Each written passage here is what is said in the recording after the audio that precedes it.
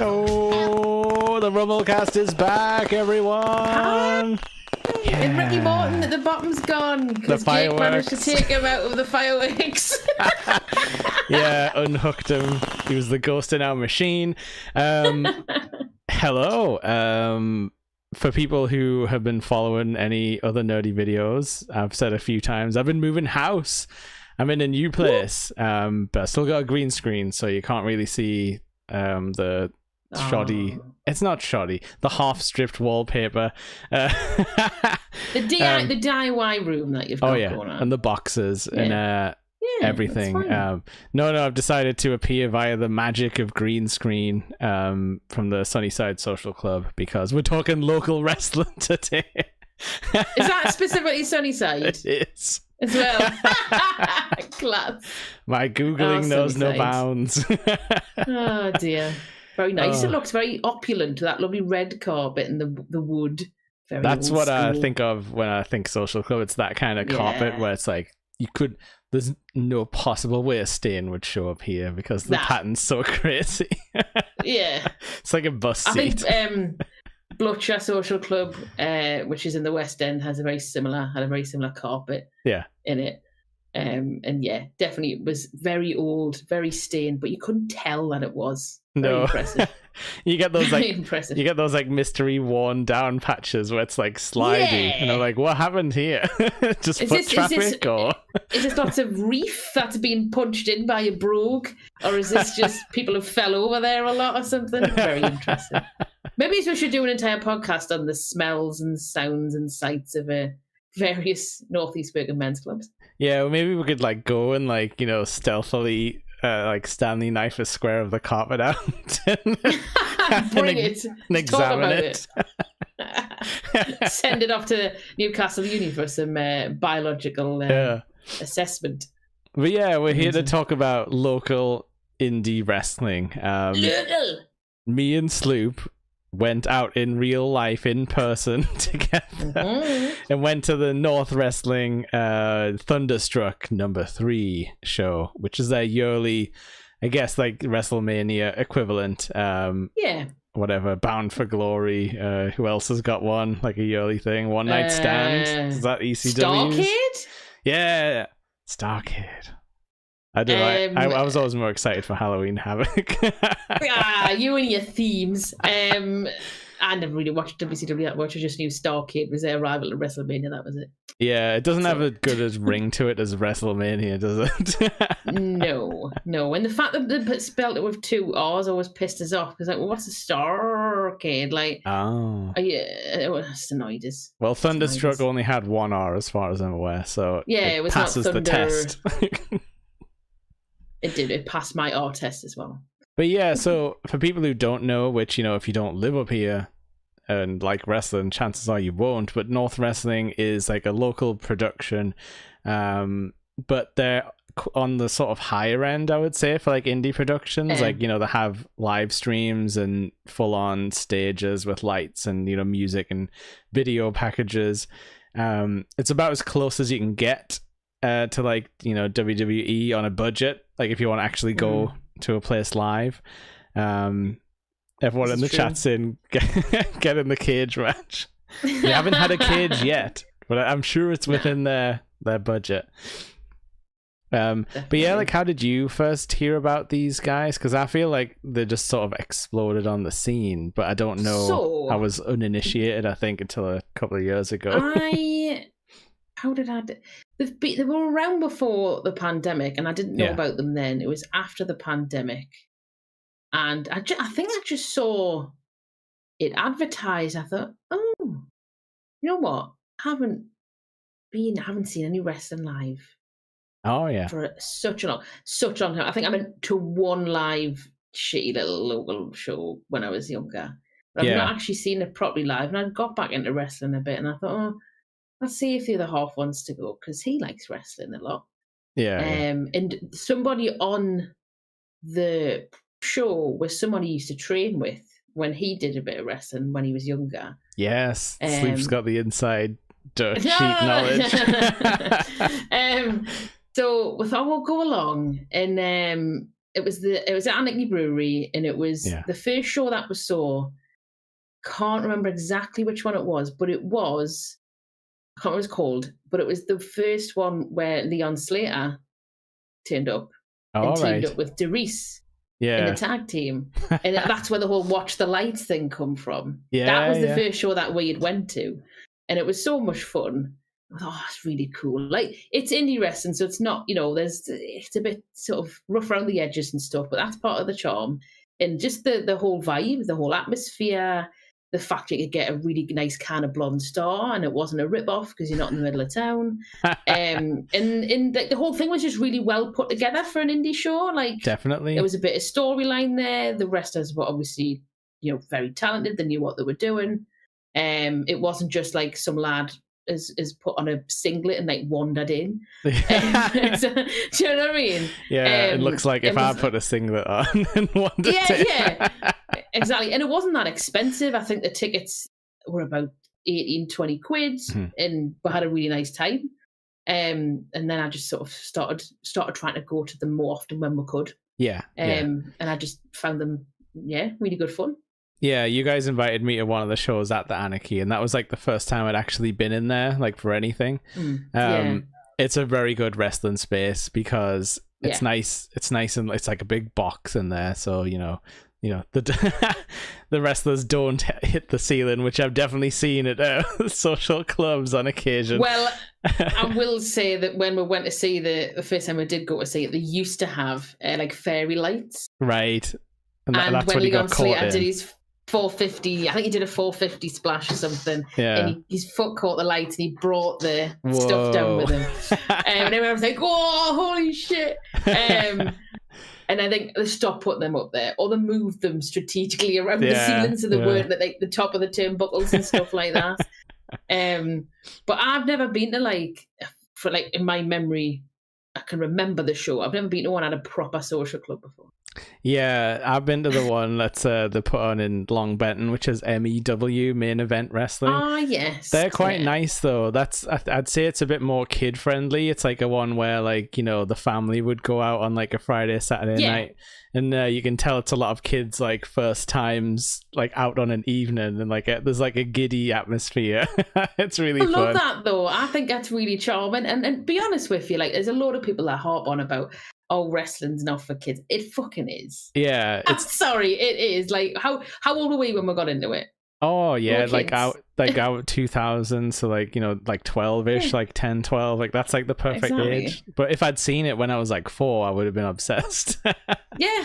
So people out there who say wrestling's not for children, you're full of shit. It is. Yeah. It's partly for children. Like, it's violent, but it's like, I wouldn't say it's more violent usually than what you would see in like Marvel movies. Like, it's all like fake fight stuff. Like, kids watch that stuff. Yeah, Batman versus Superman is arguably more violent than a wrestling show, especially because everybody dies.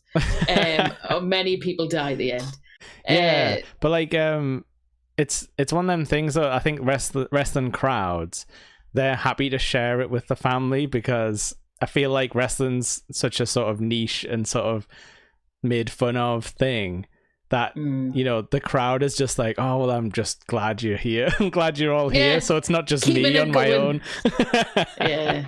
No, definitely. Chris is saying he doesn't want to take his son Finley because then he'll chin him afterwards.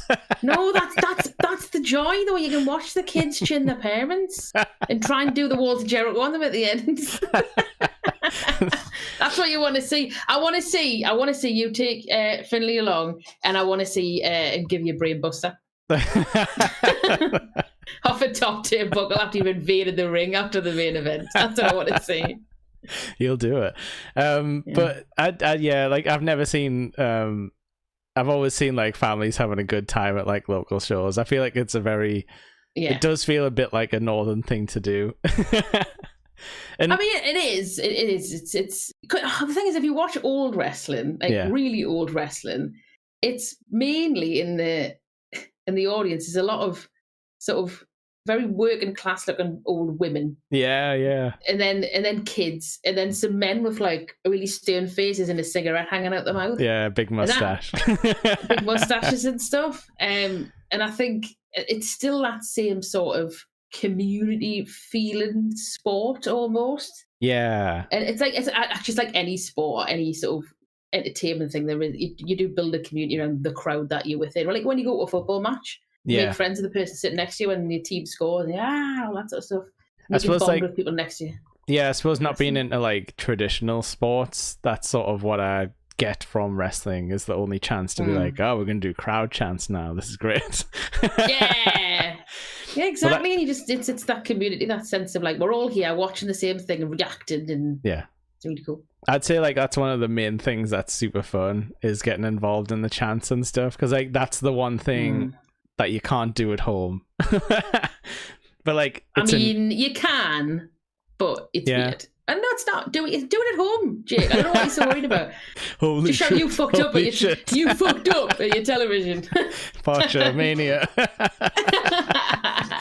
I am the table. That is a fun link though. If you go to a wrestling show in Newcastle, you know, it's a probably 80% chance the guy who does Botchamania will be there. Yeah.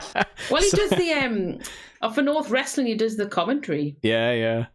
On some of the videos and the Patreon stuff. I'm pretty sure he does the commentary on the shows generally. Yeah, and I think like their commentary's all done like post-production, right? Because I've never seen anyone hanging about like calling anything at there. No. They haven't gone as far as having the commentary tables yet. I don't think it's big enough, to be honest. I want to maximise the amount of people that can get in so they can get the money. But yeah, I think they tend to do the commentary in post-production. Yeah, but it's like the announce table is just so fun because it's like the Chekhov's gun of wrestling, where like it's gonna come into play at some point for some reason, whether someone goes through it or just gets like thrown over into the commentators. That is true. But to be fair, when you go to Anarchy Brewery, it's usually will the bar get used in this match?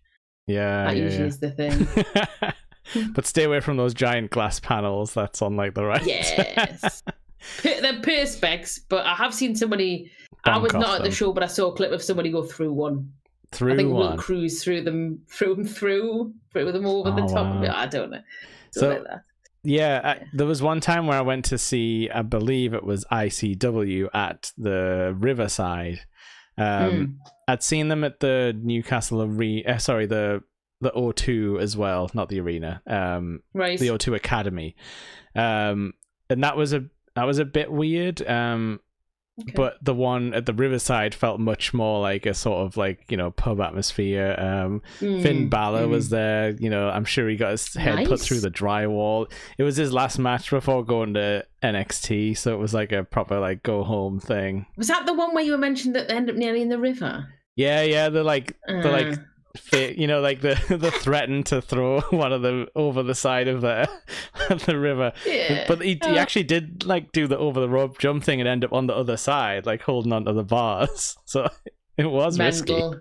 I mean, falling into that, you would have come out with botulism and tetanus and probably someone's corpse hanging to his foot. The seagulls would have descended on you.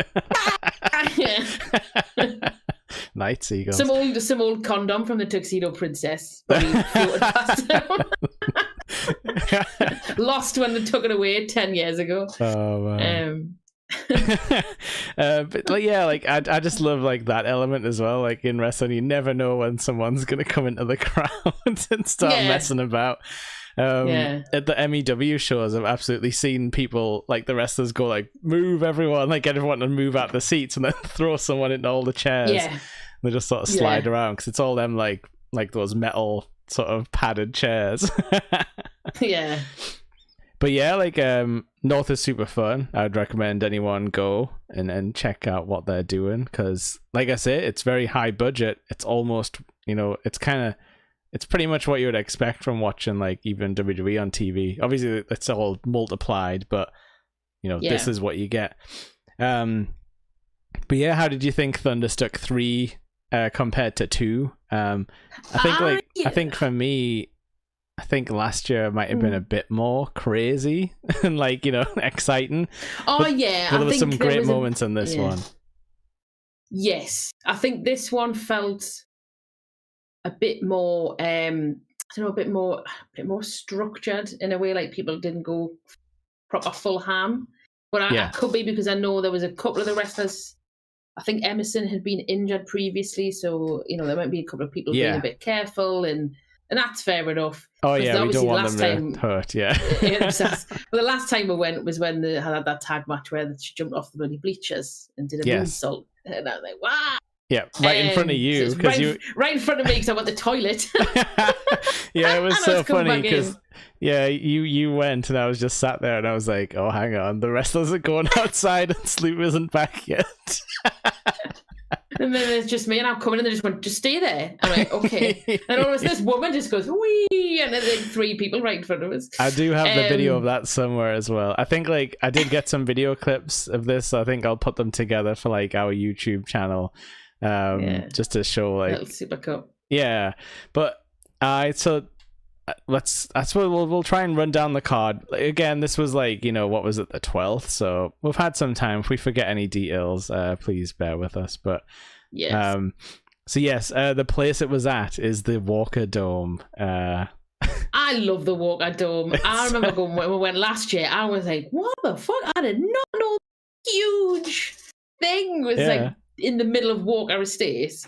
Because you just don't think something like that would be there, and it's a proper good venue for a wrestling show like that. It's odd, really spacious and big, and has atmosphere. That's the thing, you can't really see it from the surrounding area because it's sort of downhill a bit. It's sort of in a recess, so it's a proper surprise when you roll up and you're like, oh, it is an actual factual dome. Yeah. It's bizarre. Very hot with in there, 2 though. entrances as well, because that threw us off, didn't it? The fact there were 2 entrances. Yes, yeah. But yes, it's very hot in there though, and this was a very hot and stuffy July day. It was a bit George Michael in there. It was very sweaty. Luckily, they had some Lucozade, so I bought 2 bottles of Lucozade and necked them. And you got cans. I just drank Red Stripe all night. You did get me a Magna, so which is very nice of you, as well. So thanks for that. It's a great venue. I do believe Chris asked what wrestling crowds smell like earlier. My first reaction to that question was better than you'd think. From what I've experienced. Most of them are clean. There's definitely on a hot July, there's going to be a whiff of BO and drink, and that's normal. I would say Anarchy Brewery, when I've been there, not been that BO-y. No, it's just been smells like a brewery with people wrestling in the middle of it. Yeah, and then you get pizzas quite a lot. It smells like pizza. Yeah, that's true. But I think I said to the guys in the Discord, I've definitely been at the Innisfree Social Club in Long Benton, and that smells like hot dogs because they put the scran on, even when the wrestling's on. You can still get free scran there. I'd have to pay for it. You have to pay. Ticket.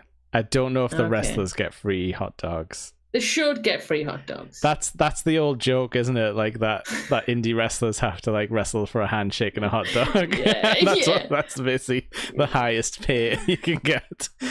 Yeah. Bless them. But I the one fun thing about the dome is you get to sit on the bleachers as well. So we can do all of the stomping on the bleachers and The only downside is that by the end of the night your arse has fucking killed you. Yes. But it's charming and it's and it's a little bit dicey trying to get a seat. That's why I get there reasonably early so you can bag to your decent seat. Yeah, luckily I had these guys holding a spot for me. Always thinking. I was surprised how many people were already there by the time we got there. Well, it did open at 4 because there was some meet and greets with some famous wrestlers, which I haven't mentioned yet. There was. So early on, Tajiri was supposed to be there, but I don't know what happened to him. I think it sounded like he had to stay in Japan for some reason. Yeah, he had a European tour, so he was doing North, he was doing a few other places, but then the whole thing got cancelled. So I don't know if it was a visa thing or a health thing or a family thing or whatever. Maybe. They wouldn't let him get his mist through customs. Yeah. But it's a shame because I liked Tajiri from back in the day. But them sorts of things happen with wrestling shows all the time. Apparently he has a book which isn't translated yet, but apparently it's supposed to be really good because it's the art of wrestling sort of thing. It's like from his point of view, like proper technical stuff. So he got replaced by oh, I'm blanking on the name now. He used to be Jinder Mahal. Raj Desi. You got it. Yeah. Was by, yes. He used to be Jinder Mahal in WWE. Yes. Ex-world champion as well. Yeah, but for the longest time he was kind of a joke gimmick in the 3-man band. Oh yeah, was it Drew McIntyre and Heath Slater? Yes, yeah. So a lot of those guys, well, 2 of those guys went on to have serious gimmicks. I'm not sure what happened to Heath Slater after that. Yeah. He had the like I've got kids to feed like gimmick for a little while. I mean, that is true of life. Everyone has kids to feed. They've got kids, they've got to feed them. And our second guest who was doing meet and greets, I think, was Paul London. Paul London. We'll get to his match soon, but I love Paul London. I had not seen that guy for a very long time. It was probably like he hasn't 2000 SmackDown. Yeah, he's just got grey hair. Yeah, I think he used to wear like shorts and stuff though. The suit had definitely changed. His ring attire. The suit had definitely changed. I mean, he's not, this lean sort of rail of a man that he was. So, I think the suits complemented his physique, his older man physique. But this first match was not what I expected. What was it? It was the keg stacker lock-in match, I think. Yeah, the keg stacker lock-in. So basically, keg stacker is, you might have seen it if you've been to any local shows, but he's basically like a big bloke with a white vest that brings a keg into the ring and he wrestles. Yeah. And when he comes in, we all go keg. So before the show, like every day before the show, he'd been going up to random like indie wrestlers, local wrestlers and whatever, and giving them a golden can, like a Willy Wonka ticket essentially. Oh, is that what it was? You've got a golden can to come into my kind of, it's like a gauntlet match essentially type thing, of just like a big battle royale. So they all get, invited out, and that's the match. To just do a big old brouhaha. And one of these guys, I believe, has been like making his rounds around the local scene. I'm gonna pull up my names list before I get messed up on stuff. What does he look like? I'll be able to remember. He's like the stand-up comedian guy. Nathan Frazier. I think so. Yes. The one who's always like, Nathan Black. I think he might be going by now. Black. But the one who's like, look at the size of me. And he likes to do a mini stand-up routine whenever he comes in. Yeah, he probably dissed the crowd and stuff when he came in, and he does. Really, I think he was at the show me and Paul went to for like avant-garde wrestling. That did a one. I think he was there as well, but I've seen him a handful of times, and he always does the like the stand-up crowd work on the audience. He's really good, and it's different. It's if you're going to do comedy as a wrestler, just fucking go full ham for it, and don't half-arse it. And he's I really enjoyed his shtick. So I'm not gonna lie, I didn't recognize a lot of these guys, but that's the fun thing about a local show is you can see your new favorite guy, if you just get in on the ground floor. But it looks like we also had Alexis Falcon, Hardman Dan, Joe Wade, Keg Stacker was in it obviously, although he did have a cast on. I think it was a work. Well, he had been injured and he hadn't wrestled in a while, and I think this was him coming back. Mo Akhtar, who was very popular with the crowd. Everyone was going like, Mo. Natalie Skies and Mark Mathers, who was the Gateshead guy.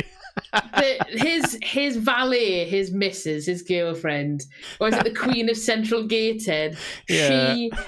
So me and the other half went, I think it was a few months ago. Yeah. And he did a bit of a comeback match because I don't know if he'd been out injured or whatever, but he was like on the pre-show. All right, yeah. And he came in and did a pre-show match. And his last in that match was fantastic. Proper mouth. Yeah. Just coming out there in a leopard print and this is my lad. And, it was fantastic. I think did the whole thing again. I think that might have been the one we went to actually, because I do remember that. Were you there as well? But I don't think they had like the outfit on point, because you had light up shoes and a light up scrunchie, which was just hilarious. And in the stage lights. It was so funny. I love that sort of trashy, just methy woman. Like, just horrible. That's the thing you can get away with, like, at a local show as well, because you know you're in Newcastle, so you can liberally make fun of Sunderland and Gateshead because it's a free for all. And likewise, if I went to a show in Sunderland, I would no doubt see someone take the piss out of Newcastle. It's part of that hyper local kind of nod to everybody. They'd be the baddie. Yeah, they'd be the heel. Yeah. Coming out to Newcastle Strip and be like, fucking yeah, Sunderland match. That's the panto like vibes of it though. Like when the crowd just goes nuts over the silliest thing. It'd be like when the panto villain's like, look at you. Like but this match was fun. It was like you said, it was just a big free for all. You know, guys doing moves everywhere, knocking people in and out of the ring.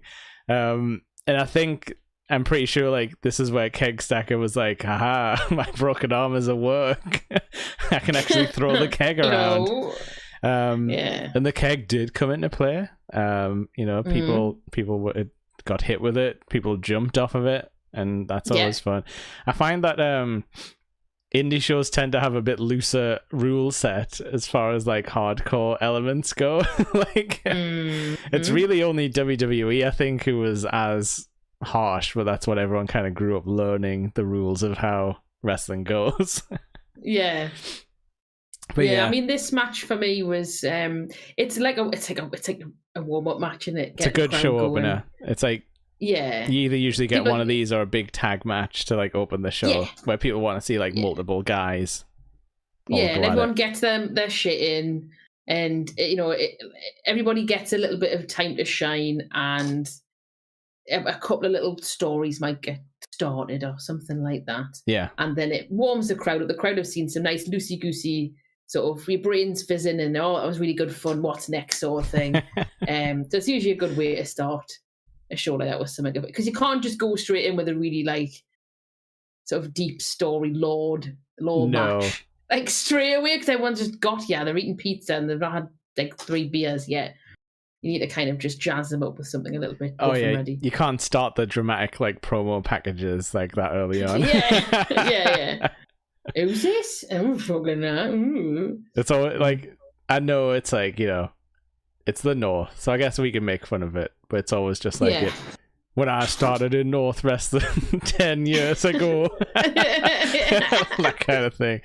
But that's what we all love and accept about wrestling. We're gonna get like cheesy monologues to a camera while they're like standing in industrial estates, like shadow boxing. So I've got down here that the next match was Henry Faust and Paul London versus Shreddy and Warhorse. This was my possibly third time seeing Faust. Shreddy used to go by Shreddy Breck, and he was at the MEW shows like every time, so I've seen that man a lot. Different gimmick though. He used to just be like the baby face for all the kids, but really now oh wow, but now he's like the sort of the too good for the local scene guy, because he had his Rivera jacket on and stuff like that. I've been to Japan, you know. Guess what? Shreddy's been to Japan. Yeah, he's his voice is hilarious. Scott Steiner-esque sort of roidy, ragey sort of I'm the Stat Jack Daddy, which is a bit of a play on the Big Papa Pub thing, really. I think. And he is built like Rusev or something as well. Like he's like jacked, jacked and deeply tanned. But since he's been to Japan, every single show I've seen him at, he's had that steakhouse jacket, and he's went, I've been to Japan, done all this. Like, it's really funny. I'm a big fan of Shreddy. Apparently, you can just buy those, but they give them to wrestling people cheaper. But if you really want one, you can just go and buy one. Don't spoil the law for Shreddy. I've exposed the business. Can you explain the high-pitched voice thing that the crowd do? Right, so because it's so funny, but you've got to be in the know. This is quite a new thing. So, you know, when he's talking about his steak and everything, it was a time, I don't know if it was the last show or the show before last I'd seen. I think it was that. He was doing a promo in the ring and he was talking about his steakhouse thing, and they've been, you know, and his voice cracked when he said beef. So then after that, all the crowd did was just go, beef, beef, beef, and over and over again. And this has carried since then. And then obviously he's a heel, and everybody sings, the 18 plus shows, na na na na na na na na na na. Shreddy is a cunt, Shreddy is a cunt. But they couldn't sing that at the family friendly one, so I think it was a Shreddy, you are bad. I think people were singing that there instead. That used to be his entrance music as well when he was a face. So that's right. That makes more sense. This is the cool thing about local wrestling. You get like the gimmick sort of evolve over time. Yeah. And everyone knows something slightly different because we've all been to different shows. But yeah, that's hilarious, and that's something you need clued in on though, because it's not something you can pick up in the crowd. Because I'd ask you guys the first time. So yeah, the beef thing is because his voice broke when he did a promo in the ring, and people just fucking latched onto it. Yeah, well, that's the thing in wrestling. Sometimes you've got to roll with what the crowd decides your gimmick will be. Oh yeah, yeah. Or you have to fight against it and be like, no, stop it. I'm good. Leave me alone. I'm a good person. Okay, so then this next Warhorse, I'd never seen this guy before, but he seemed quite cool. I think he was from America, wasn't he? Yeah, his bit at the beginning when he came out and he mouthed off a bit was great. He really pissed people off. And I was like, boo, boo. Because I think the crowd generally, I knew his name, but I'd never really seen a lot of his stuff. Yeah. But he looked great. I loved the look that he had was really, kind of, I don't know, it was just something. I don't know what. Yeah, it was kind of like he kind of went for sort of biker, metalhead, but then he had those like round sunglasses to make him look extra creepy. It was like a bikery matador looking thing, and he cut the promo on the crowd and said we're all piss heads or basically ripping the shit out of her. He was great, and he took some bumps in that match. There was and you'll know what I'm talking about, Jake, but there was a particular side of the ring where people kept flying out and going to the barriers, and that security guy down there who was holding the fences had a lot of work to do in that corner. So that was the guy who went through the barrier first, was it? Yes, that was Warhorse, and I was like, Jesus, oh God, that was proper close. And then Paul London had the best entrance of the night, though. It really threw me off. It did. It really threw me off. I was like, where is he?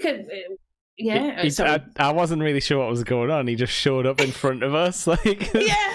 But yeah, so he's, for anyone who doesn't know, he kind of has a James Bond style song that he sings. No, it is the Thunderball theme tune. Just the Thunderball theme tune. Yeah. Right. I wasn't sure if it was his own.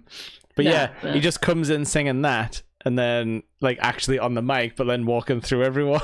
It's just because I was looking at where they would walk on. Yeah. And I'm going, right, this has been a while. I can hear somebody singing it. Where is he? And then all of a sudden, like you said, he just pops up to her right in the crowd, going Thunderball. And oh, hello! And he just walks past, singing along, going for the crowd. And I was like, this is amazing. Yeah, and there was kids chasing him and stuff. Yeah. But yeah, so and then Faust is kind of I guess he's kind of a shoot wrestler, sort of fighter type of guy. He does a lot of kicks. Yes. He also has the Tajiri finisher technically, so that might have been weird if they were supposed to be on the card today. Yeah, together.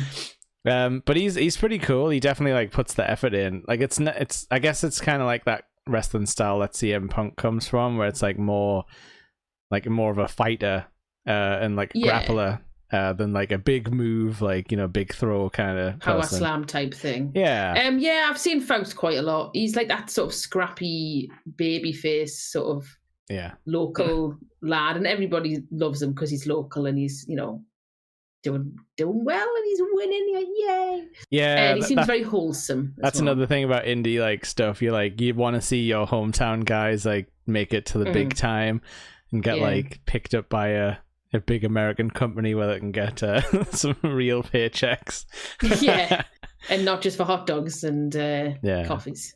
Yeah. Or but it was a fun little match, this, because I think I know Paul London obviously wasn't in loads because he's the slightly older veteran. He's there to just sort of whatever, but he really managed to get like all the crowd, like it was getting the crowd into it and starting like cheers and claps and stuff like that. And that's like you could tell he was a proper pro and he knew what he was like. He knew what he was doing. He was great. Oh, that's the best thing about when there's like a guest person in who's like an older hand, like a more sort of like a journeyman, because they can totally turn a match around. That a match that might be kind of falling off the wayside or something, they can pull it back just with a few little things they've picked up along the way. Yeah. Like you say, it can just be as simple as like stomping on the ring apron to kind of get the crowd to clap, and that can like turn a moment around. Yeah. Definitely. But no, he still did some of his high flying spots and things like that. His outfit though looked very warm, didn't it?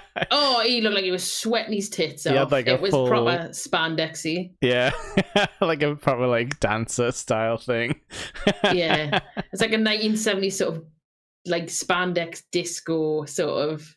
Yeah, I don't know, Saturday Night Fury looking thing, but all in black, bit glittery. He looked wonderful, and he also did the bump that was a throwback to his Royal Rumble bump when he did the big oversell.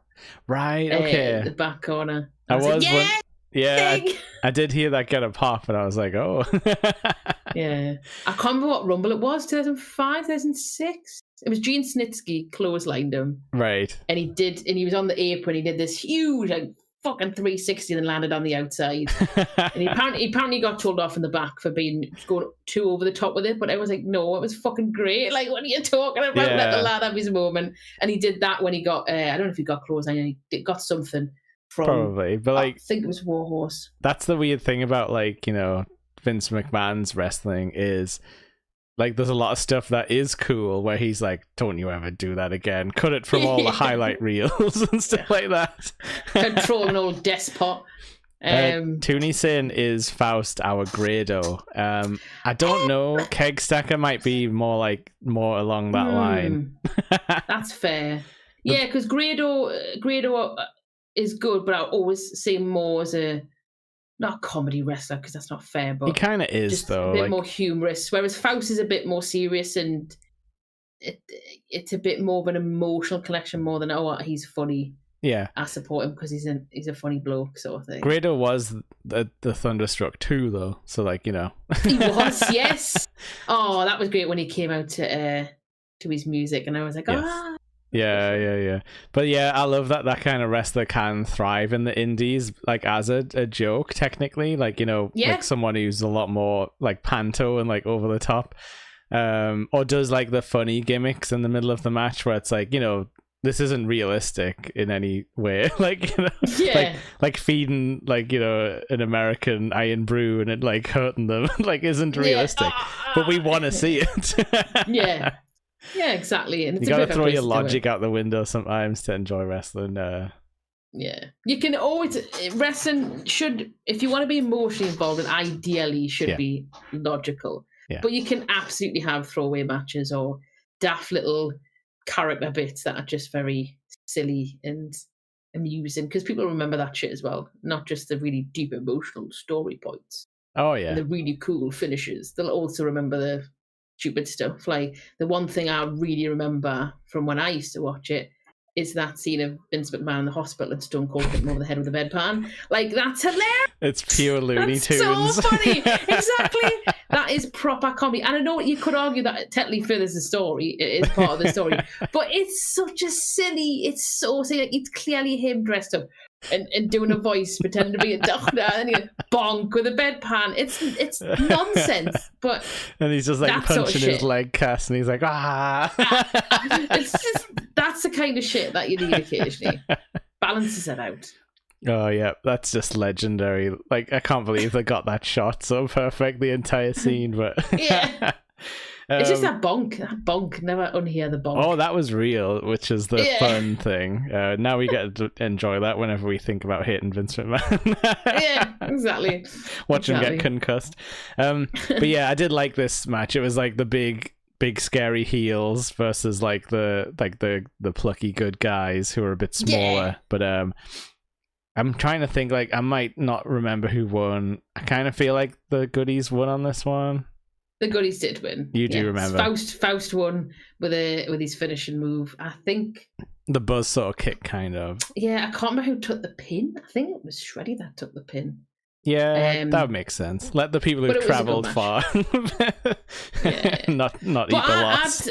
I'd like to see a bit more Warhorse stuff, because I think I was very entertained by him, by his style and by his promo and just his look and everything. So yeah, he seems like he could put on like a 20-minute, like, you know, like a full-on 30-minute match at the end of a show. Just seems something. To get it. And just seems to be very talented. So I'd be interested to see what else he does. And if you can piss off the locals, you're already doing your job right as the heel. You do, exactly, as a heel, yeah. you pissed us off within 30 seconds of coming out. You've done your job, mate. Well done. Yeah.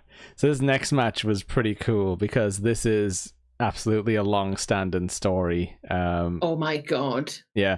So this is Benji, sometimes called Super Benj or Super Benji, depending on where he is, versus Zeo Nox. These guys used to be in a tag team that were basically Tories that would come in and put everyone down. The landed gentry, they were called. Yes. Yeah, and they came out to the Apprentice music, you know, that classical song. So it was all very much, and the outfits were friggin' terrible. It was like slacks with, like, you know, ill-fitting shirts tucked into them and stuff like that, like polo. Croquet mallets and stuff like that, was it? Like, and the all would be like, you peasants and all the, you know, the usual stuff, and they always cheat. used to get they would cheat. Oh, they were the terrible cheaters. And I remember the shows that I'd seen them at Anarchy, they would get dogs abuse for F the Tories, and like all this sort of stuff, eat the rich and all this sort of nonsense getting yelled at them. And they were tag team champions for a little while. They used to win a lot. They were that heel team that would never lose. And it was so frustrating. So annoying that they would never lose. Yeah. But they're both dead good. Like, the gimmick was like, Zeo is just an absolute heat magnet. He's got that face that you want to see slapped. Them clothes that he wears, and just the way he struts around, and the way he just scowls, and his little fucking mustache. Big and scary as well, though. Like, big lad. Oh, he's big. He's got a bit timber on him. Like, he could definitely slap you silly. And Benji's our small little guy who used to be a sneaky little guy, but now he's he's training himself up to be good at, like, you know, jiu-jitsu and stuff like that, and he's finally he's about to get some wins on his own, but then his old tag team partner's like, no, you can't, you're nothing without me. It's like the perfect. Because Benji essentially got sick of them winning by cheating all the time. He's like, I don't want to cheat, I want to win fair and square. And he's like, what are you talking about? You know. And like you said, he then started costing Benji sort of stuff, and they end up turning on each other, and then it turned into a whole big. So now we have to have a big blow-off match to settle the feud. And what a match it was. It also had a special guest referee, who's Ace Matthews, who is like, he's like a phony motivational speaker type character. He, like, one of the shows we went to, he actually put leaflets on all the chairs, like, so you pick them up when you got in for his, like, fake show, like his fake motivational thing. He's fun though. He's just kind of like he's got his funny gimmick, but he's just like a good solid guy to have on your card, because he's annoying and people want to see him lose, but he's not like evil. He's just like oblivious evil, where he just like keeps smiling even though the crowd's like sick of him. It's funny because he was hardcore champion for a while, ultra violent champion for a while, but he wouldn't be violent enough.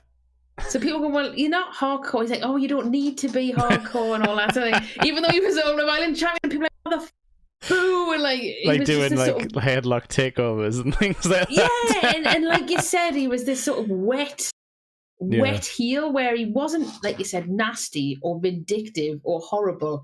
He was just smiley and inane, and not the champion of a hardcore title that should be the champion of the hardcore title. It pissed people off. And And the fact that he was friends with Zio as well, which probably didn't help. So when he lost that champion, amazing. So like in this match, he was playing the heel referee, i.e., like, you know, getting in Benji's way when he was trying to like do stuff. But it had a really good arc where it like everyone just turned on Zio by the end because he's such a dick.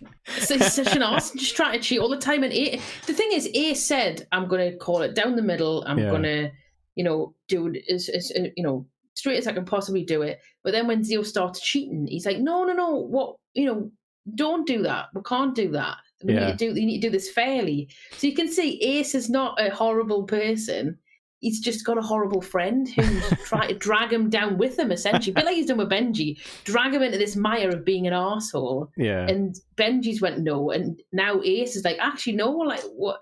I don't want to be part of this bullshit and do this nasty shit that you're trying to do. Mm-hmm. And like you said, the arc at the end is that Ace hopefully is now a better man and not a twat. Yeah, because the classic, he pushed him too far and then that caused Zio's downfall.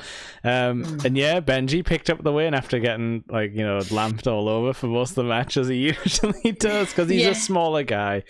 So he has to do the underdog, like the Spike Dudley style stuff. But it was amazing to see him win because like you said, these guys have been around for a long time and they've like crossed promotions like all over the country. And yeah, like they've just been around so long. I never thought I would get to see like the ending, if you know what I mean. Because it was a super cool It was a moment. really good match.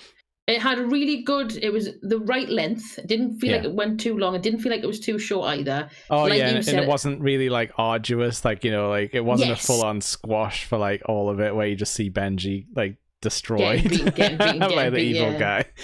And like you said, there was a really good arc. You could follow through the match. So when the match first started, you thought, oh well, Ace is just gonna, you know, Zio's gonna win because Ace is gonna make a stupid decision, or he's gonna force Ace to do whatever. And then that slowly changed throughout the match, and then you thought, oh no, there's now a chance here, and then you think, oh well, now I'm really invested because Benji could win this. And there's a bit back and forth, and then eventually when he did win with that lovely maneuver, I was very happy.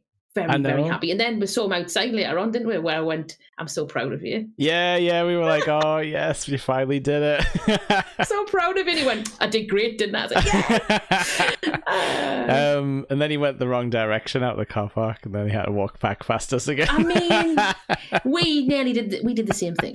I know. So we weren't wrestlers. No, that's true.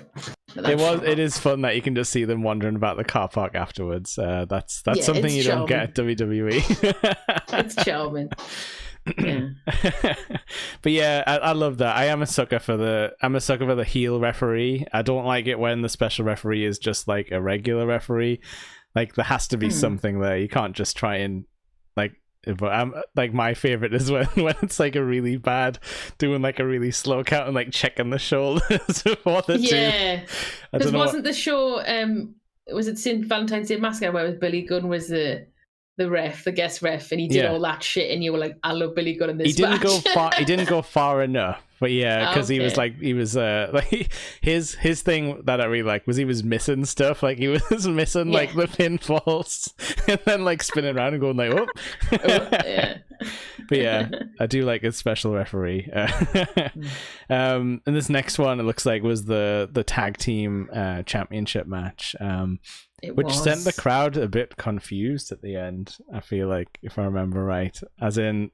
The decision seemed weird, but this is Clint Margera and Trent Seven versus Rampage Brown, who's a very like local favorite. He's been around a long time as well, and Rory Coyle. So originally it was meant to be Rampage Brown and Will Cruz, who were the current tag team champions, but Will Cruz has ended up doing a tour in Noah in Japan. Right. So obviously he's went and done that.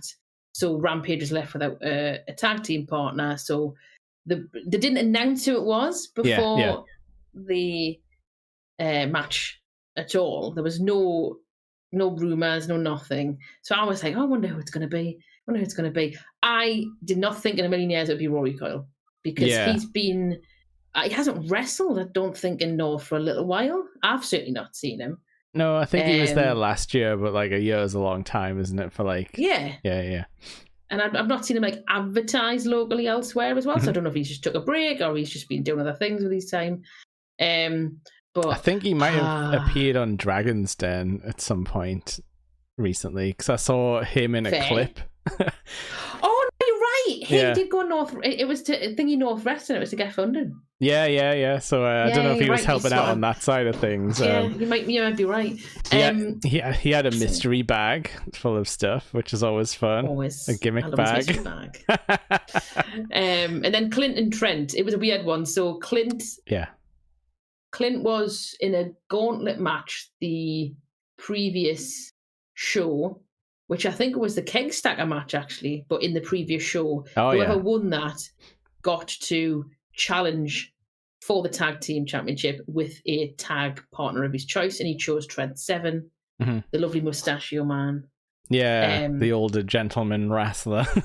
yes. And I enjoyed it. I thought this match was great. It was just large men, apart from Clint, who was not as large as the other lads. Just whomping. I mean, they went to the outside. They were slapping the fucking shit out of each other. Oh yeah, big chops. there was some seriously sweaty, slappy noises coming from that particular match. And then there was some use of the gimmick bag that just had random items in, like a videotape and stuff like that. There was a videotape. There was something else in there as well, and I'm trying to remember what it was. It was a bit hard for us to see, so maybe it comes up better on the camera shots they had. Yeah. I'm trying to think what it was. There was definitely a videotape. There was something else in there. I can't remember what it was. But that comeback there, it didn't really help them, unfortunately. I think, I don't know what it was. I feel like the crowd wasn't that happy with the title change. Like that was the vibe I got. Yeah, I think it was because it's because Will Cruz and Rampage Brown have been massively popular as a tag team champions. And I suppose it's a little bit unfair to be like, oh, the sort of half tag team losers because they weren't like in their full like force. Yeah. And then you could argue then if Rampage and Rory won, then if Will came back, then what happens with the belt? Does it stay with the vibe I get from that match is that they're setting up a Rampage versus Rory. Yeah, to be like, oh, this is weird, you made me lose type of thing. Exactly. You made me lose this tag match because you did XYZ or whatever. You made me lose it at the biggest show of the year. I'm now left without a belt and all that sort of thing. I think there's going to be something started there. And I don't know, maybe they felt like they had to take it off them because they don't know when Will Cruz will be back. If he'll be back, if he's doing well in Japan, he might get other opportunities and stuff like that. That's true. You can't have guest people forever, can you? But yeah, I think it was just, I think maybe the crowd wasn't expecting the guest, like the special guest to lose, because usually the mystery person wins. Let's face it. No, that's a totally valid point, and especially there being Rory Coyle as well. He's a big fan favorite, and he's good, and he's always been part of the North kind of thing. Yeah. He jumped up in the crowd near us last year when they were doing their entrance. Yes, when he had his smelly, filthy tag team. The Smell Boys. They were the Smell Boys. So yeah, I get what you mean. The ending was a bit but I think I understand why. Yeah. It also means that Clint and Trent can have a nice little run now as a tag team. It'd be interesting to see what they do. Especially with Clint, because Clint's mainly known for doing hardcore stuff. So I suppose like in the moment as well, like the crowd's got to make a split-second decision about how they feel about what just happened like a minute ago. So it was probably just a mixture of surprise and like, oh, not sure about this, but okay. Okay. Yeah, but we'll see how that pans out across the next year or so. But I mean, Rory versus Rampage, I'll happily watch. Definitely. Them knock 2,000 bells out of each other, especially if it gets a bit hardcore as well. And speaking of hardcore, the next one was billed as being more hardcore because it was for the ultra-violent title. Yes. Jack Jester coming in to face Lou Nixon. Jack Jester's a one that I've seen quite a few times, where he usually is more in the ICW realms. Like he sort of sticks there for the most part. Bit of a different vibe to him than before. Like he was less serious. He was more sort of like happy, like when he made his entrance and Happy stuff. Happy Jester man. Yeah, when he used to be more like, here's the angry goth man coming in. Okay. Well, I've never seen any of these sort of ICW stuff. Because every time I bought an ICW ticket, they fucking cancelled it. Yeah. Putting you on blast. We're putting you on blast, Insane Championship Wrestling. Stop cancelling your Newcastle shows. I mean, one was because of COVID, which is totally fair. Yeah. I'll let them off. But yeah, this match, I mean, it's always hard to do a hardcore match in a family-friendly show because you are limited to what you can do. You can't really do blood. And especially where Jack Jester's like gimmick weapon is like a weird corkscrew spike thing. Yes. Yeah. Yeah. So there was a few hardcore spots that had, there was obviously table and a chair and all that got used and stuff like that. But it was, I mean, it was very different from the hardcore match that I saw Lou Nixon in the last time, where he got a carpet runner put in his head and punched into his forehead, and then pulled it out of his head and then just bled profusely. It was fantastic. But yeah, this was just, I think this was a bit of like a little palate cleanser really for the break and get everybody kind of just watch this little bit of nonsense and then I think when you frame it as the sort of child-friendly ultra-violent match, it makes a lot more sense. And especially since they got a guest in for it, it was probably just to be like, oh, well, here's a guest to make up for the fact that we can't have like a death match. Super violent stuff. Yeah.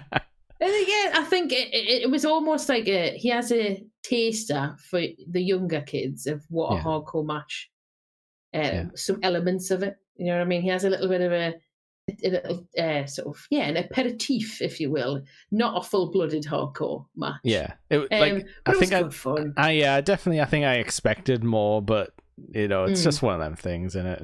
And like I say, we don't actually want the people to hurt each other, or get hurt by doing the risky stuff. So maybe it's for the best that they had the ultra-violent champion got a little bit of an easier ride this time round. I mean, Lou Nixon's great. I like your sort of charvery Newcastle lad gimmick thing that he's got he going looks on. class. Like he looks he's brilliant. He looks hard as out. And he I like how vocal he is in the ring, and he can go I love vocal wrestlers. I've always been a massive fan of just grunts and like I love all that shit, because at the end of the day you're playing the crowds, you're playing to the people in the back, and you have to make yourself, otherwise you're just like silence. You just got people going back and forth. It's just a big slam. You need to like noise. play it up. Exactly. So I like Lou because he's very vocal and like rowdy. Yeah, and his music's proper like what you'd hear out of a Vauxhall Nova driving past. Not at all going to do any sort of deal anywhere. I enjoy his matches. I hope he does it. I hope they save it at Anarchy Brewery again to do another hardcore match, because that one against Charlie Evans was brilliant. I'm really sad that you weren't there, because I think he bled so much, right? That there was the last match before the break, and they had to come and like Dettol the ropes. Oh no! Because it had blood all on the ropes from where he'd been like blood on it. It was great. Anyway, get the squeegee. Pretty much get the towels and everything, get all cleaned up. Me and Steve do love a death match every now and then. So I've got next for this one was the women's tag team match, the big beefy bitches, which is Emerson Jane and Rio, versus name. Holly Hudson and Myla Grace, which I think they're like TNA alumni, aren't they? Yes, they are. Also, shout out, I just want to say before I get the match, shout out to the pizza people at North Wrestling that they get every time. Mm-hmm. J&J's Pizza. Good. Beautiful pizzas. So if you ever find yourself there, get a pizza. Other pizzas are available, of course. Yeah. We don't, but they do some good pizzas, and they're named after the wrestlers.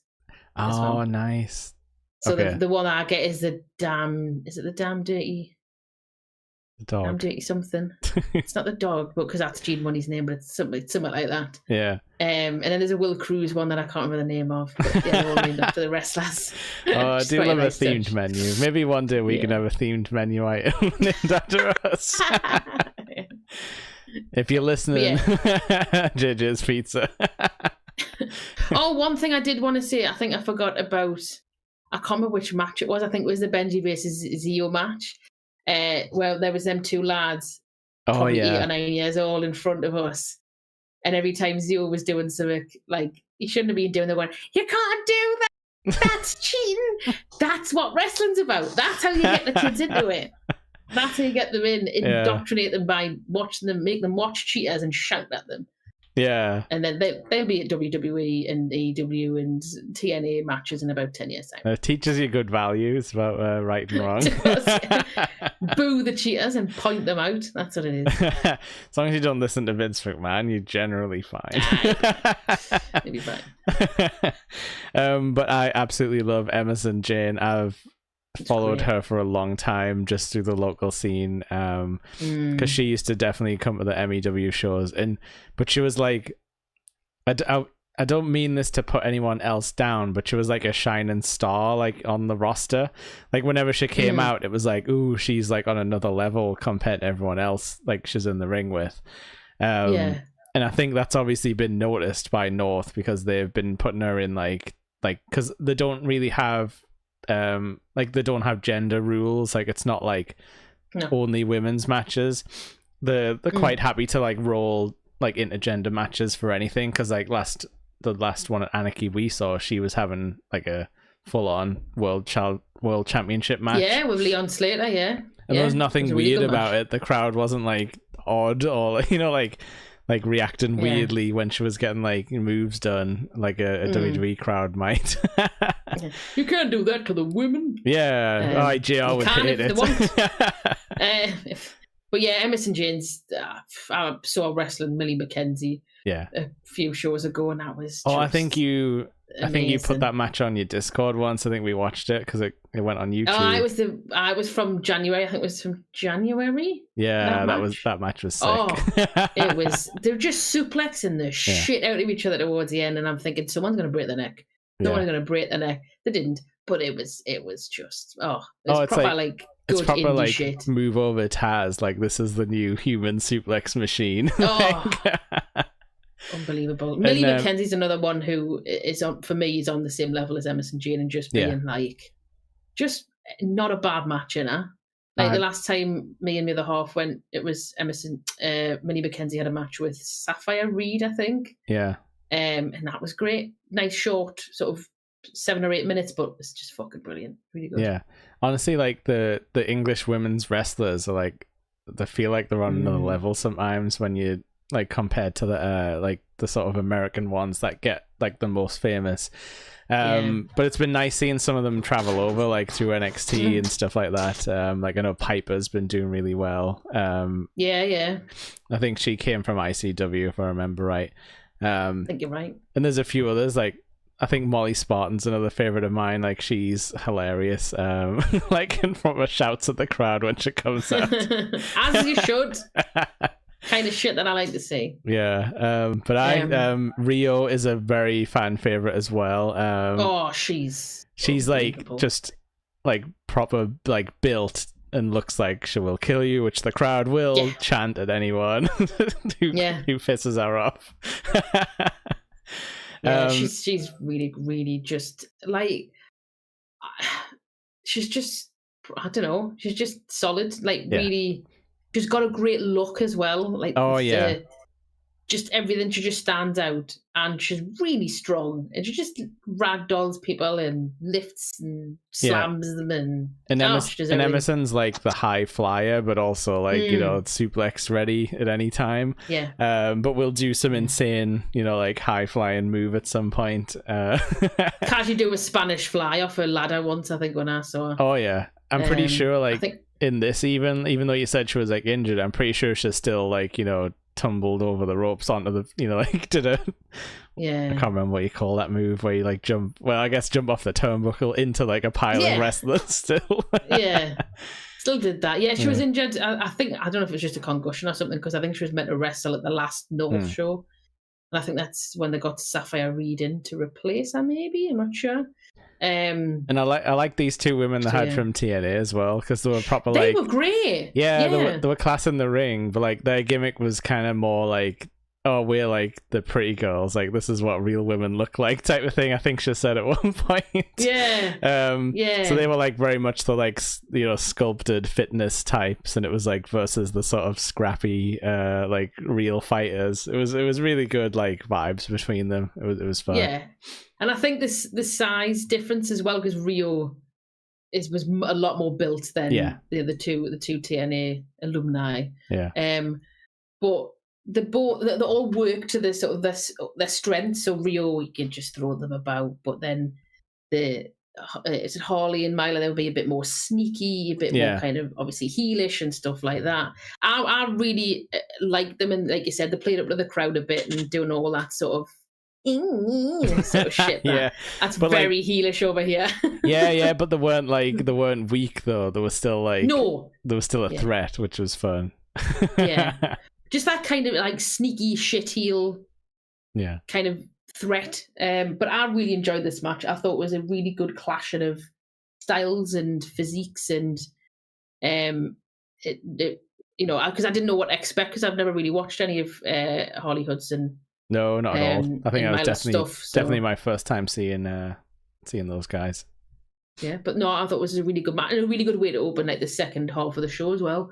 Yes. To kind of get people's blood back up again, and you get two home favourites against these horrible, evil, pink-looking Americans. And I'm pretty sure Emerson got a like pile driver, like backwards pile driver thing for the finish. Where the sort of like goes underneath and then sort of sits down, and it always makes me cringe. I can never remember what that move's called exactly, but it looks rough. It's not the vertebrae. Possibly. That sounds good. I'll just believe that. We'll just go with that. But it looks obviously looks rougher than it is, but it still looks like it would potentially decapitate a human. I don't know. Well, it looks like that, but hopefully they're just laying them nicely on the back.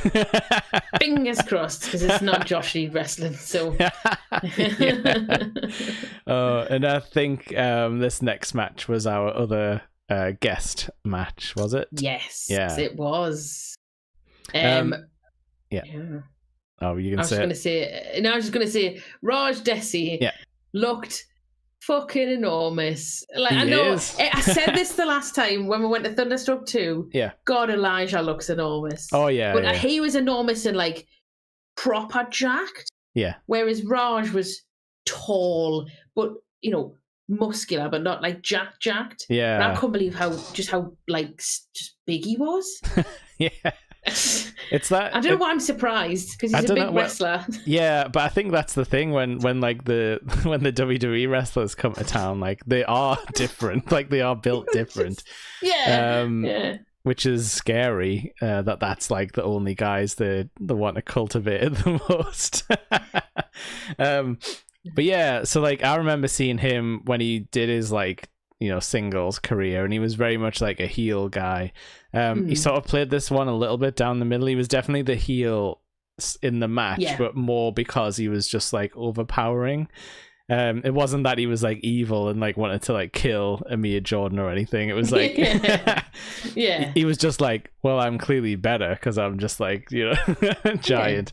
Here was your small hometown boy, and there was Raj, who was this big motherfucker from Canada. He was just going to kill this hometown favorite of yours. Yeah, because he's a little high flyer normally as well. But Amir's like, he's great. Like, I've seen him in a lot of local shows as well. The crowd loves him. He, like, his entrance music always gets everyone like clapping along and stuff. I love that song. I love that song. It's such a banger. He does that big jump into the ring as well, doesn't he? Like through the ropes a lot of the time, like to get into the ring. That's always exciting. But yeah, like I really enjoyed this match because I think when the guests come in, it's sometimes a bit hit and miss, like how they're going to get on with who they've been set to wrestle. And I know we were supposed to have Tajiri, so I've got no idea what the sort of plan was for him. My gut says he would have been in the Paul London match. Just that's what I would think. Yeah, I think with Tajiri's age, I don't think they would have put him in a singles match. Yeah, and I think it would have made more sense to put him in tag. I think because Faust did the buzzsaw kick as well, they were probably going to do a double one of them for the finish. That would be my guess. Shreddy did the mist in that. Yeah, as well, that's true. So so maybe they did have to put this together last minute, but they couldn't have picked two better guys to go against each other because obviously, like, they're both Indian, which, like, immediately you could tell they were both sort of like comfortable with each other in that respect, like being like, "Oh, this is great. I'm like shepherding like the new generation," like, and sort of thing. Yeah. And it was just like it was like a feel good match. Like the crowd loved it, and like, you know, Amir Jordan had like a real uphill battle, but he got there in the end, sort of thing. It was just really good. Yeah. And you could tell it was class because like as the crowd chants for like Amir were building, like you could see like him smiling, being like, "Oh well, you know, I am supposed to be beating this guy, but I'm really enjoying that the crowd's like going for him and stuff." Totally. So yeah, totally. I agree with you. Like again, you've got a big man versus a small man. Yeah. And both men work to the strength of their builds. So Amir was a bit more. It was more about speed. Was more about jumping off, you know, the top rope and doing all the athletic, high flying, proper stuff like that. Yeah. Whereas Raj was a bit more methodical, a bit slower, a bit more about power. Yeah, trying to ground him, and then that was pissing the crowd off. Exactly, and it works because, like you said, you could tell Raj was sort of an in-between. You know, he wasn't necessarily heel, wasn't necessarily strictly babyface, obviously. Yeah. But Amir is the hometown lad. He is so loved that it automatically makes Raj naturally the heel. Yeah. And I think he was smiling through the whole thing, and I think he was enjoying having the crowd against him almost. Yeah. Because it meant that it gave him freedom to just do what the fuck he wants to this, because he doesn't have to worry about pulling the crowd with him either way. Yeah, he's there, definitely. he's the heel, he's going to just chin this lad, he's going to be big, give Amir, you know, the little hope spots and stuff like that. Because Amir was never going to win, but it was still a really well-balanced match as well. There was a good bit of ebb and flow. There was a good bit where you thought, oh, we could, but oh, no, he's just been completely shut down again. That sort of stuff. And it was just, I was I never watched Raj much in WWE because I wasn't really watching at that time. I've never really seen his work that much. Yeah. But I thought he was really good here, and I think he equipped himself really well. I think he seemed to enjoy being in there, enjoying the crowd and enjoying the moment. He didn't seem to be just walking in, doing his thing, doing the bare minimum, then fucking off again. Doing his like 3 gimmick moves or whatever. And he seemed to really and he gave Amir a bit. He let Amir do moves and he let Amir get at those hope spots. Yeah. But essentially he was the bigger and better man on the night. I just thought it was a really well-paced, well-balanced match. I really, really enjoyed it a lot. Like it was just more like feel good than I was expecting, because I was thinking like, oh well, the guest wrestler will just come in and, you know, just do his like work, like night's work, and then, you know, get his 1, 2, 3 and go home.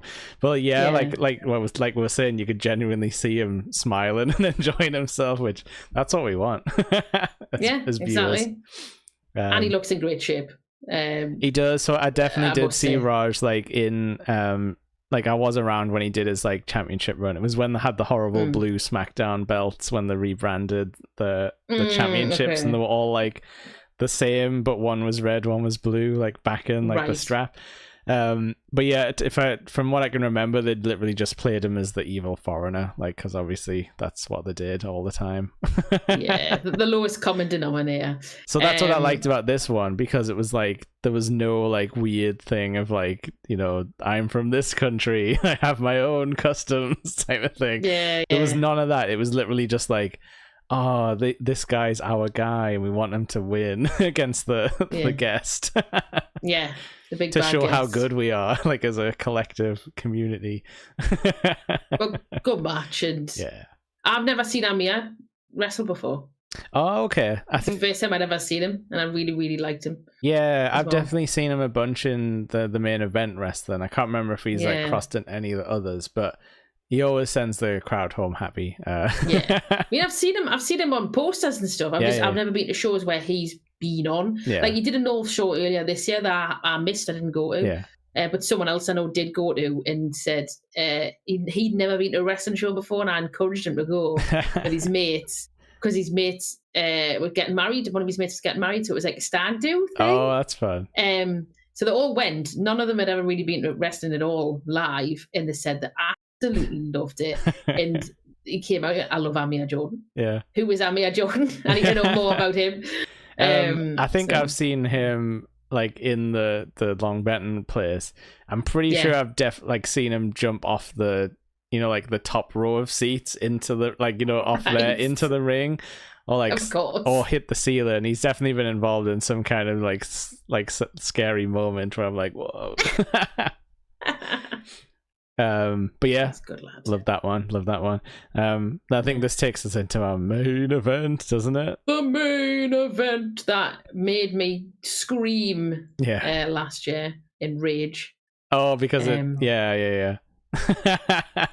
You were there, you remember. This guy, man, like every time I've seen him, he's been defeating someone I wanted to win. That's why he's been a good little shitty heel. But yeah. So there's a couple of guys with very similar names here, so I'm going to be careful. But first of all, we got Gene Money, who has a bit of a dirty dog. Yeah, he's got like a not a literal dog man, but like a dog gimmick for a man. I mean, he has tape on his nips, which fell out quite quickly because he was so sweaty. Yeah, and he has 6 nipples as well. Again, not a literal dog man, just where's the collar for the gimmick. Leon Slater and Liam Slater. That's the confusing part. Leon was not the champion. Related. No, Slaters are not related. No, Leon was the champ going into this, and I think Liam is like an older champ. You were saying, like a sort of like a veteran at North, I guess. Yeah, so basically, if I remember rightly, Rory Coyle was the first North champion. Right. Then I think Liam took it off him. Yeah. Because I remember seeing that match, and it was where Liam bled horrendously. He had white jeans on, and he bled like a stuck pig. It was fucking great. It is also on YouTube, that match. And then I think Liam Slater held it for a little while, and then Leon took it off Liam. Yeah. And then Liam has been almost a coach to Leon. Yeah, like a heelish sort of coach, encouraging him, and encouraging him to like go for it and like betray his partner. And then obviously Leon's now had the championship for over 2 years. It was 700 days or something. They said it was. Because last year at the second Thunderstruck show, he was facing his old tag team partner, and we were beside ourselves. that his little friend didn't win. It was a travesty. Yeah, man like Derice should have won last year. I was so mad when he didn't win. I was absolutely devastated. And I would have thought after that would have been where they would have to go this year. But I did. Well, that's why I thought. But... Yeah, but the last show me and you went to, Gene Money had like a massive show in there, and you could tell it was like building to like he's going to be next sort of thing. Yeah, definitely. So yeah, like he's a massive fan favorite, and And it all starts with his entrance, and what an entrance for Thunderstruck 3. Unexpected live saxophone in the Walker Dome on a Saturday night. How bad was that? Because he comes out to Baker Street, just the good part, over and over again. Whoa. Hold on, before we go any further. What do you mean just the good part? Because it slows right down after the crazy sax intro. Baker Street is all the way through a good song. I'm not having any of this good bit. Thank you very much. Anyway, I digress. Yeah, but I did not expect a live saxophonist. Yeah, that was very strange. Glorious. But the saxophone's one of those instruments that is loud enough without a microphone that you can't just play it from across the room and I can hear it perfectly. And it because of the way the dome is, it did emanate nicely across the acoustics of the dome. Yes. This is where Sloop got a little binoculars out. Brilliant. Yes. Bravo. But yeah, that was an entrance that set the crowd on fire. And he has his little best in show thing that we all chant along, like Rob Van Dam. Best in show. It's great. And he had his cool little new like doggy biscuit belt thing, which I loved. Yes, fucking loved that. That was a thing I noticed actually. He'd had a wrestling attire change, like he'd leveled up, because he used to just be like black singlet with his accessories, and now he had like special pants and like a bandana and stuff like that, like all matching colors. So yeah, he was looking good to try and get a win. That's what I felt like. And then so Leon Slater is like you were saying, the long running champion heel, because he's just too good. And he knows it. It's kind of one of those. He's an arrogant gimmicks. little prick. Yeah. And a lot of the times he's coming as like the youngest, this, that, like he's youngest in charge. That's basically his little gimmick. Yeah. I think, did he actually go on to win the X Division Championship? He did. He's now TNA's youngest ever winner of the X Division Championship. Yeah. So, which is mental. In wrestling, this sometimes happens when promotion changes. Like when people leave. Like, the crowd knows he's going to drop it because he's changing company soon. So it would be weird to take the belt, especially like the big belt. You can't really take that to another company unless you've got another show down the line or something where it's going to change. So the crowd it's a little bit of a foregone conclusion, but everyone is like playing along with it. And because it's like for the sake of the story, like no one in the crowd is like, like cheering at the wrong times, or like everyone's invested still. It's just a weird thing that happens, but then they get like a big cheer afterwards, even if they were evil, because everyone's like, see you, have fun at TNA. Well, I think that they played it well in this match, because firstly they made it a triple threat. Yes, so then Liam was like the unknown. That unknown entity, So if they just made it Gene versus Leon, you would go, well, Gene's going to win because Leon's challenging for the X Division Championship next week. He's not going to be here again. So the fact that Chuck Liam in there, and the fact that Liam had been champion before, and I don't think Gene's ever beaten Liam in a one-on-one, added that little bit of, they could give a back to Liam. Yeah, is Liam going to ruin our good time? Exactly, yeah. And then what they did really well as well, I thought, in this match was, obviously Leon coming in is the heel champion. But throughout the match, you can see him rebelling against Liam. Yeah. And like what he's been taught and how he's been taught. It's similarly to like Benji, as in he doesn't want to cheat anymore. He wants to win fairly. He wants to win because he is the best person to be able to win. And so towards the end of the match, he turns on Liam and essentially in that process turns himself babyface again. Because everyone was cheering when he kind of turned on Liam. They're like, get it. Yeah, because it was, and then, as Gene Money fans, it was a bit scary at the start because it was like a 2-on-1 thing. It was like a handicap match essentially at the beginning, because they were all ganging up on them. And then what they did as well that was very clever for Leon is that he didn't eat the pin. He got knocked out of the match.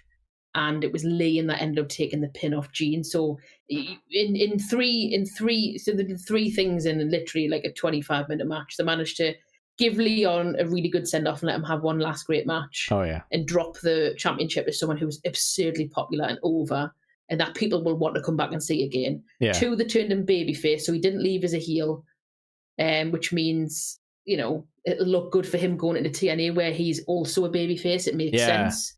Yeah. And then 3, he didn't eat the pin, so he left looking strong. Yeah, and they mean to come back and be like, "You never actually beat me," type of thing. Yeah, you never got me, Gene. So I think they played this so well. Yeah, because they could have fucked it up in a myriad of different ways. Yeah, or it could have just been like you were saying, a foregone conclusion where you were kind of like, well, Gene's going over, so maybe we won't react as much. But they basically played the hand perfectly, and like the moves in this were like on a different level of like excitement. Like I think everyone was putting like 110% into the clotheslines and shit like that. It was really hard hitting. Like they did go full ham. The excitement was like level that was there for the wrestlers as well as the crowd. The adrenaline. But no, it was just well structured, well put together. Yeah. And again, like the Raj and Amir match, it was just well balanced. Like every bloke had their ways. So Gene had the lariat and his moveset with that, and then you had Leon, who was a bit more high flying and a bit more super kicky. Yeah. And then Liam was a bit more mat grounded, technical kind of holds and stuff like that. Yeah, and it all just gelled. It was great. And the technical guys are the ones that always sort of scare the sort of the wrestling fan who wants the good guy to go over, because it's like, oh no, he's gonna get some like horrible like submission hold, and then our Fave's gonna like cry and gonna get a regal stretch on him. That's what he's gonna do. He's gonna get the angle lock on him. Yeah. So yeah, there was genuine sort of concern that our fan favorite wasn't gonna go over, but he did in the end, and it was beautiful. And it was like it was like a really good like 3-man sequence as well, where like Leon Slater was climbing up top to finish the match. Then Liam runs in, knocks him off the top, but then gets like caught with the clothesline because he was like messing on in the corner, being distracted. Yeah. And it was just beautiful, and it was like the crowd went absolutely wild. It was like this massive cathartic release. Yeah. Like everyone was just like, oh, Gene's like finally like done it, and he's overcome it, and it was class. It was so loud as well when he won. And so loud. Yeah, and we were all like being like, best in show. Like best in show. Oh, I did like how when Liam was doing naughty stuff, everyone was like, worst in show. I love an ironic chant every now and then. But yeah, no, I genuinely had a really good time. And it's odd because I'd maybe say I had a better time when we were all riled up that the heel won. It's a different kind of adrenaline, but you can still have a good time. But this one was like send the crowd home happy energy. Exactly. And you've now got that thing right. So the babyface has now got the belt. Yeah. How are they now are they gonna feed him heels? How is he gonna be as a champion? Is it gonna change his next him? Opponent? Is he gonna turn into a dirty dog, as in a bad dirty dog? Is he gonna turn into a mutt? I'd be interested to see if he did something with Liam. Yeah. I'm just curious what they'll do next in terms of what his main heel rival's going to be, or what they'll try and build. Yeah. Essentially. And if you want to see that, you got to go to the local shows. You got to support your local wrestling business. There is a show. There is a show on August the 30th, I think, or that weekend. Yeah. I think me and the other half are going. So let me know if you want to go on it and get your ticket. Cool. Sounds good. After I get paid in a week. Hold on, I'll quickly check when it is. Yeah, because we should plug it. North deserve people knowing when the next show is and things like that. But yeah, so that's been our little dalliance. Is that a good word for this? In a local indie wrestling. Dalliance, yeah. It is Saturday, August the 30th. So wrestlers will be announced. Yeah. But matches will not be announced.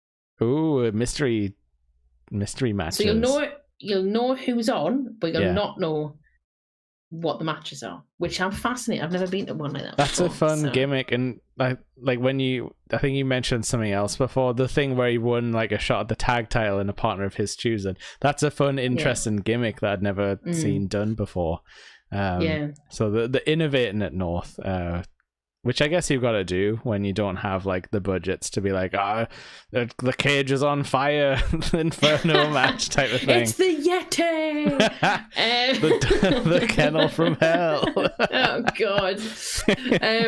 Or maybe they'll do their own Chamber of Horrors match in a few years' time. But yeah, 30th of August is the next show. So if you like wrestling and you've not been to a North wrestling show, I can totally recommend it. The shows at the Anarchy Brewery are 18 plus. So if you do have kids, you can't take them there, but they do family friendly shows. So they have Thunderstruck. They usually do one or two other family friendly shows around the year sometimes. So follow them on your various social medias. It's just a good, reasonably priced as well, and not like 50 quid a ticket. Yeah. It's a good place to bring the guys and the gang and get some pints in and have a good shout. Drink good beer. We were next to some Larry blokes the last time we were there, though, who were shouting weird chants the whole night. Oh, yeah. So there's always funny buggers. Yeah, you sometimes got to watch out for that. But most of the time, people are fun and on board. Yeah. Well, the last time I went, we stood somewhere else, and it was a little less full, and so I might stand that side again.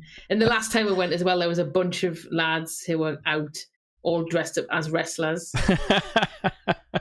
and some of them were like, there was a guy dresses up as the Undertaker who just basically put a bather on and a pair of black jeans in like a long black wig. Like I'm saying, there was a really good Ric Flair. There was a good Bret Hart. There was a good Mick Foley. There was a guy dressed as an old man in a suit. I'm guessing he was meant to be Vince. There was also a very old, confused man dressed as Paul Bearer with all the face makeup on, and I think he was someone's dad. It looked really funny. It looked really cool. So yeah, I've never dressed up as a wrestler, but it's a matter of time. I'm trying to think what you could carry off, just judging by the hair. That you've got quite a few options if you keep the hair long, and do you know who you want to dress up as? Kane. You have to put massive stilettos on. I was gonna say I need to put some meat on in the right places. Yeah. What era Kane are we talking about? Obviously, masked Kane, the best. Kane. Well, OG mask. Best Kane for me is 2001 when he had like his new tank top variant. Is that the inverted? He was a bit more black to red, yeah. A little bit more, but not the fully inverted one though, because he did have a backwards one. That was too far. Okay. Sorry. Okay. That was like his X-Pac times, I think. Dark times. But no, I'll send you. I used to have a figure somewhere in one of these boxes, but I'll send you a photo of Best Kane. Okay. All right. Cool. But so that's been our little tour around indie wrestling, how to get into indie wrestling, and hopefully how to enjoy indie wrestling. We'll be back with our regularly scheduled programming, and I think we're going to hit Survivor Series 98, The Deadly Games. Yes, which I haven't watched fully in a long time, and I remember enjoying it, especially the last sort of. I remember there's a Gilbert in it. I was literally just about to say I remember Gilbert is there. And I think he's holding onto the ropes and someone pulls the ropes and then he like flies in like during his entrance maybe. But yeah, so we're back on the track of looking for silly over the top 90s wrestling. And then I think after that one, I think I would show us a TNA one that we're going to watch just to change it up a little. We're going to cross the line. Yeah, we're going to go to Global Force Wrestling. And, get your gold stocks in. Pay Jeff Jarrett so he can keep solid gold guitars in his house. I might see if I get a Slapnuts t-shirt we should get Slapnuts t-shirts. That just goes for everyone. But thanks everyone for joining us, and thanks for anyone who's ever checked out any Nerdy Up North shows and things. I hear our SummerSlam episode's been doing quite well on the YouTube numbers, so long may that continue. But yeah, you can find that like everyone doing different podcasts is on this channel. We got Monsters Up North, we got Top Grumps, we got Anime Club, we have this, obviously the Rumblecast. We also have the Countdown to Doomsday, where we're doing an MCU watch along. Then there's the Sunday Nerdy Up North podcast proper, which was the one that started it all, where they review movies but also do fun interview episodes. And I think they're talking about moments that gave you childhood trauma soon, which sounds like a really fun idea for an episode. I'm trying to think if there's a wrestling one that gave me childhood trauma. Possibly the Vince McMahon Kiss My Ass Club. that was very traumatic. The less said about that, the better. We also have the Women of Nerd Culture, who they've had you on before. They do like every Saturdays throughout, like more of a monthly thing like we do. Yeah. I'm trying to think if I've messed anyone up. And Phoebes has been doing a sort of retrospective of like British theatre, which was quite interesting. I learned stuff. This is a place for learning, not just nerding. Yeah, we're all learned doctors here. Don't fact check that. But on that note, I'll see you all later, and thanks for checking out the show with us. Check out your local wrestling shows, even if you don't live in the north. Yeah, check out your local wrestling. You'll see posters around in various places, swimming pools, bus stops, all that sort of, in very derelict looking buildings. They usually stack them up in windows as well. Yeah, and check them out. It's worth a go. If you don't like it, it's not that expensive, and at least you've tried. And come tell us what your cool local shows are, and you never know, we might end up traveling one day and manage to catch a show. Yes, let's go all the way to Cleveland, Ohio to see a GCW show. Maybe not. Maybe not. Right. Well, goodbye, everyone. I will go back to the intro song, I think. See you all later. Goodbye. Simply ravishing.